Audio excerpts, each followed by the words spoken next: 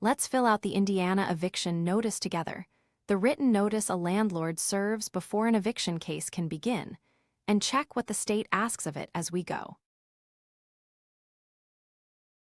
Start at the top with the date of this notice. Then the landlord's name, in our example Anna Baker, and the tenant's, here Ben Carter.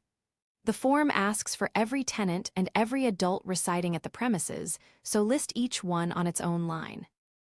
If the lease has a guarantor, name them too, and if a line does not apply, write NA rather than leaving it blank. Next, the leased premises. Type the full street address, including the unit number, exactly as the lease describes it, then the city, state, and zip code on the next line. The notice and the lease should describe the same premises, so copy it word for word rather than from memory.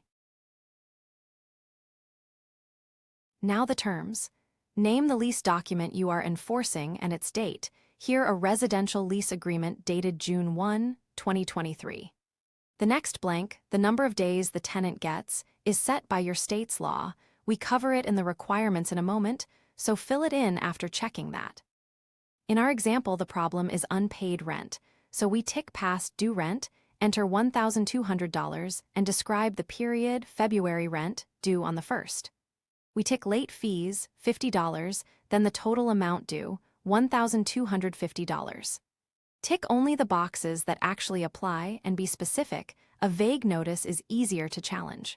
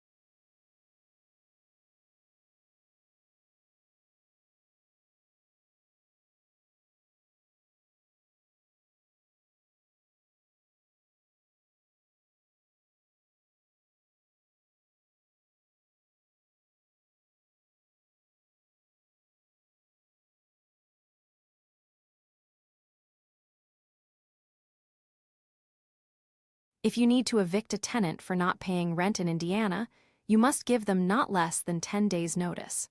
That means the tenant has 10 days to pay everything they owe in full before that notice period expires. If they pay the full amount owed before those 10 days are up, the eviction process stops there. Now, when it comes to serving that notice, there are a few ways you can do it. You can serve the notice directly on the tenant in person.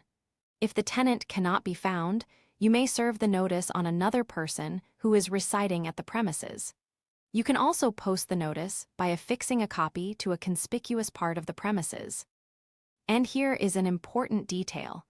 Whoever serves the notice must explain the contents of that notice to the person being served. Then the signature block. Print the landlord's name, sign on the by line, and add your title on the its line, here owner. The certificate of service records when the notice was delivered, how and to whom, complete it when you actually serve the notice, and use the notary block if your state or your attorney asks for sworn service. Keep a signed copy of everything for your records.